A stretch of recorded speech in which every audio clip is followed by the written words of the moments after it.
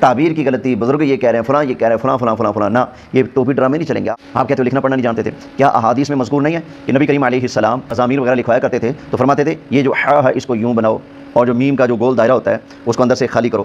یہ میں اسماعیل دلوی آپ کے جو بزرگ ہیں ان کی بات نقل کر رہا ہوں، آپ کے سامنے رکھ رہا ہوں۔ کاتبین وحی جو حضور کے صحابہ ہیں ان کی مقدس ذات کے اوپر آپ نے حملہ کر دیا یہ کہہ کر کہ انہوں نے غلط لکھا گرامر کے اعتبار سے اور پتہ نہ چلا، تو پھر تو شیعہ سے ہی پٹتے ہیں نا معاذ اللہ کہ قرآن حکیم کے اندر صحابہ کرام نے گڑبڑ کر دی وغیرہ وغیرہ جو ان کی باتیں ہیں، تو آپ کی اس بات کی وجہ سے شیعہ کو فائدہ ہو رہا ہے، ان کو سپورٹ مل رہی ہے۔ اس کا مطلب یہ نکلا کہ طارق مسعود صاحب کے نزدیک رسول اللہ صلی اللہ علیہ وآلہ وسلم کی ذات مبارکہ کو فالو کرنا بے سود ہے معاذ اللہ۔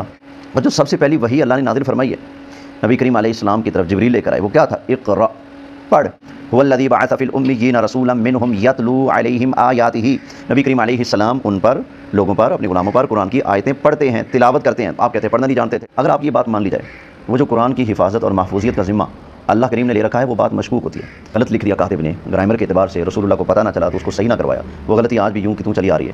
اس کا مطلب ہے اللہ نے جو حفاظت کا ذمہ لیا تھا وہ ذمہ اٹھ گیا، اور بقول آپ کے ابھی قرآن اتر ہی رہا ہے، ابھی وہ پہلی مرتبہ کتابت کی صورت میں دنیا میں قرآن غلط لکھا جائے اور آقا علیہ السلام کو پتہ ہی نہ چلے اور وہ غلطی تا قیامت موجود ہے، بالکل غلط ہے آپ کی بات۔ کیوں؟ اس لیے پھر تو قرآن تو مشکوک ہو گیا، جبکہ قرآن کی شان غیر مشکوک ہے، لا ریب ہے، اس کے اندر ریب نہیں، شک نہیں، غیر مشکوک ہے۔